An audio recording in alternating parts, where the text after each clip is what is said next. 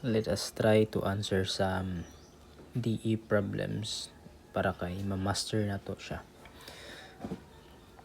So for our example number 1, we have this equation, and for me, my function m of x and y, I suggest to watch my previous video para kay maka-follow mo sa ko ang solution.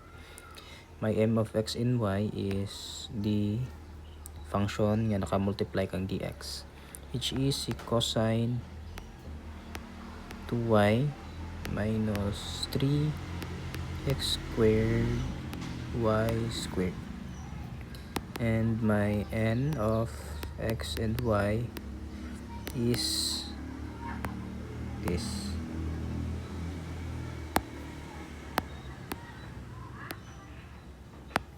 So to test the exactness is dapat pag partial derivative ni m with respect to y is mag-equal the partial derivative of n with respect to x. So let's test this first by taking the partial derivative. Its partial derivative is this derivative by chain rule, sine 2y times negative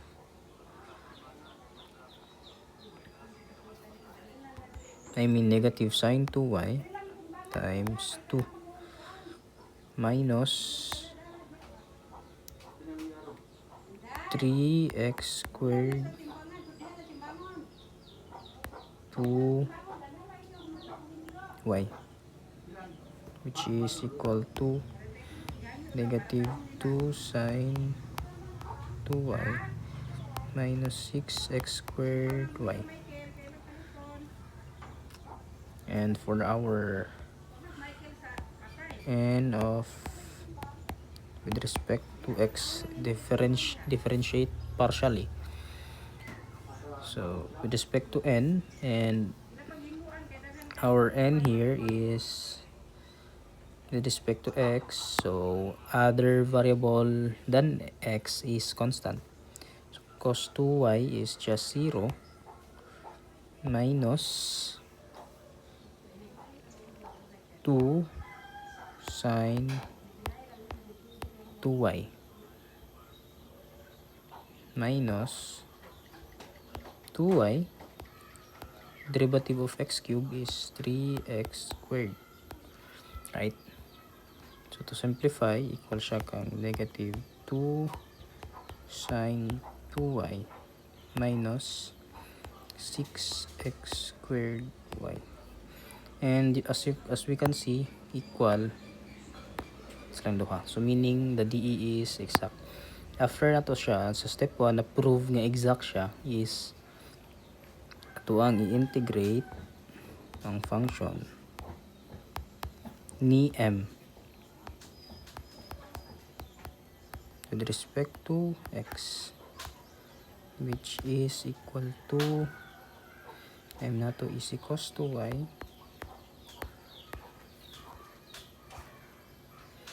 minus 3x squared y squared integrate with respect to x.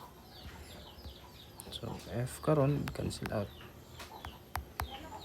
is equal to, focus sa dire,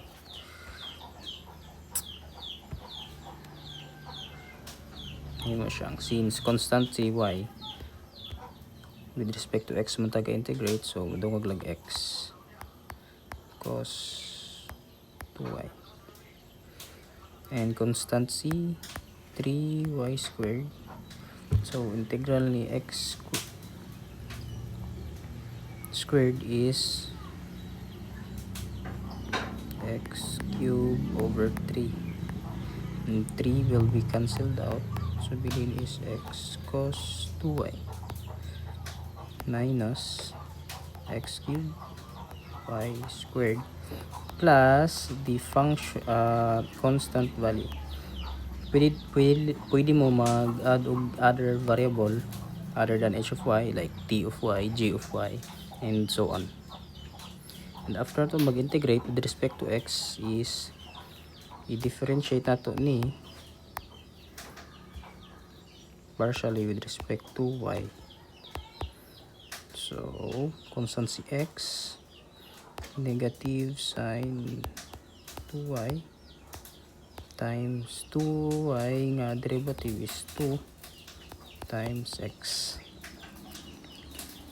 minus constant again si x cube, derivative ni y squared is 2y plus h prime of y. And simplify over y is equal to negative 2x sine 2y minus 2x cubed y plus h prime of y. And after nato na differentiate is kani i-equate nato kang n of x and y. Kinsa atong n of x and y, si kani.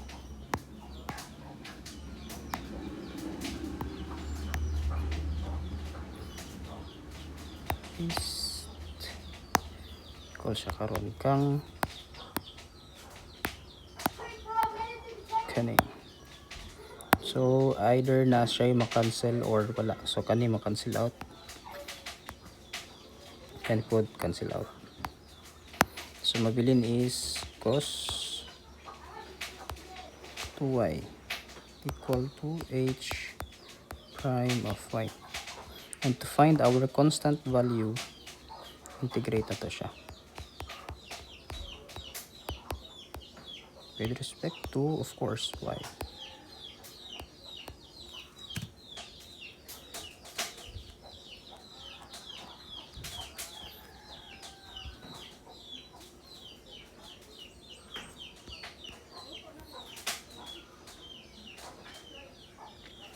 So h of y na to karon is equal kang integral ani is 1/2 sine 2y. So our final answer is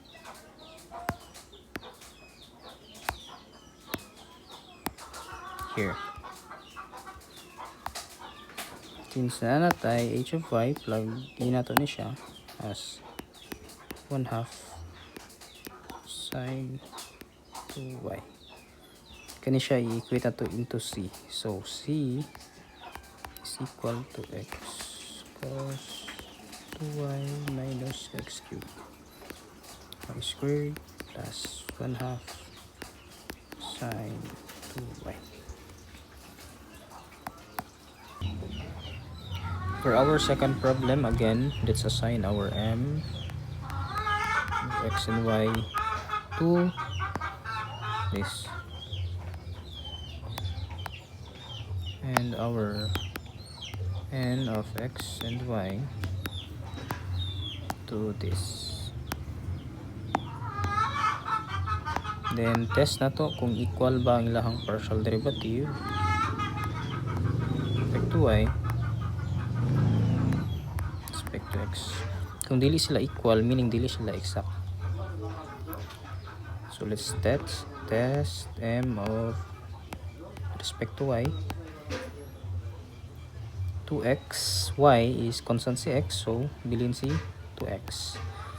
Minus derivative ni tan y is sec squared y.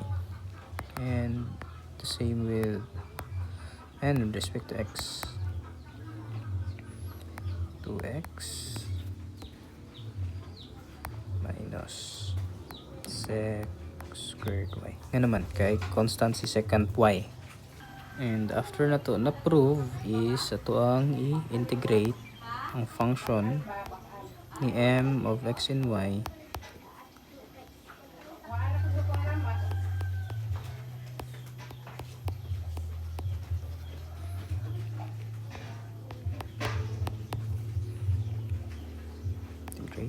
integrate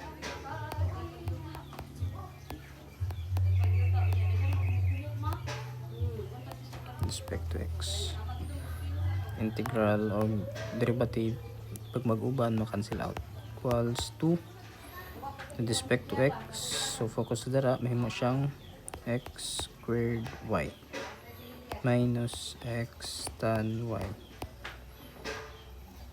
plus h of y. Ano nagdungog na kong x, kaya again constant si tan y. After that is take the partial derivative with respect to y sa answer ani.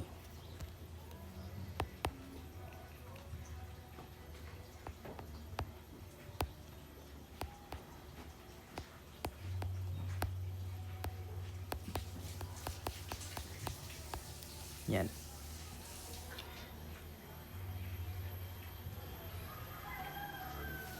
Then equate kang n of x and y.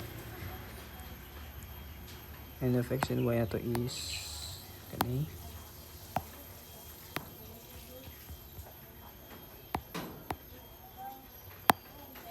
equal siya kang x squared minus x sec squared y plus h of y, and cancel out so mabilin is equal to 0. Integrate, therefore our constant value is equal to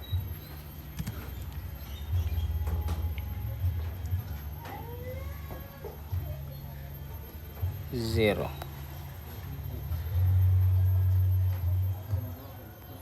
So our final answer is just this.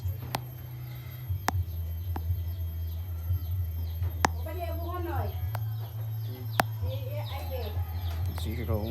So equate to c x squared y minus x tan y is equal to c. For our problem number 3, again we will be testing if this is exact. Let us set first our function of m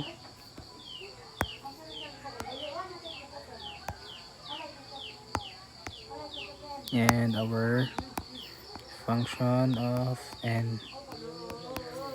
That is, copy the sign, negative sine x sine y, and obtain the partial derivative first with respect to y for function of m.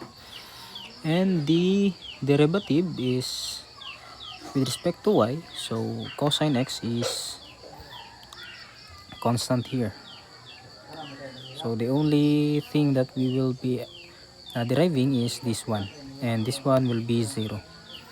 So cosine is negative sine y times cosine x, and to simplify, this is negative sine y cosine x. And for this one, partial derivative of n with respect to x, that is this one is constant, and we will be focusing on deriving the sine x. So negative derivative of sine x is cos x times sine y. So both are equal, so meaning the DE is exact. So let's proceed by integrating the function of m with respect to x.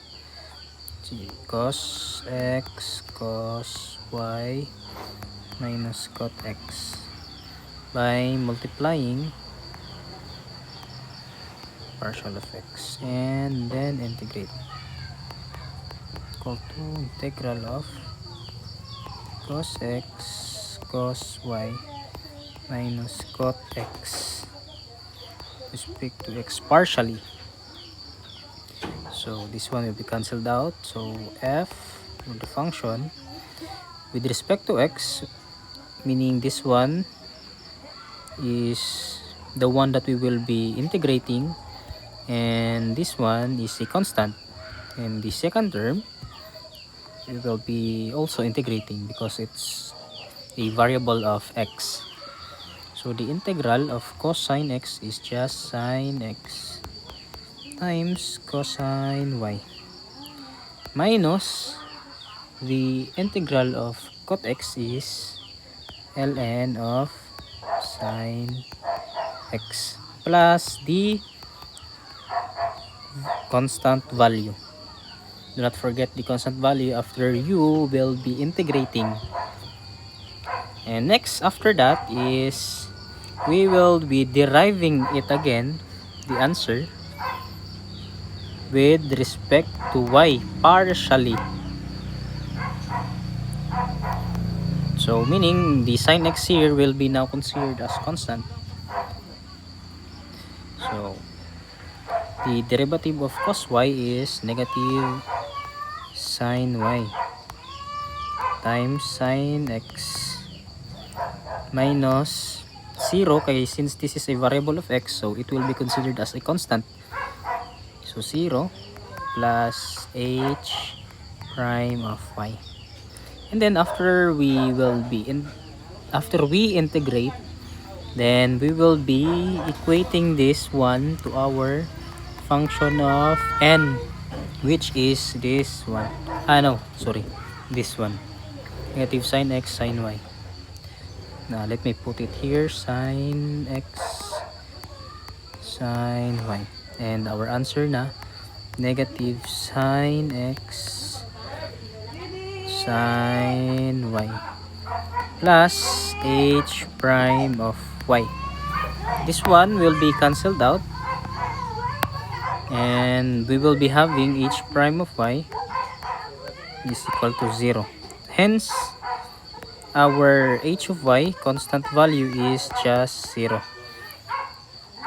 So our final answer will be this, meaning that this one, after we have integrated the function with respect to m, function of m, it is the half of our answer.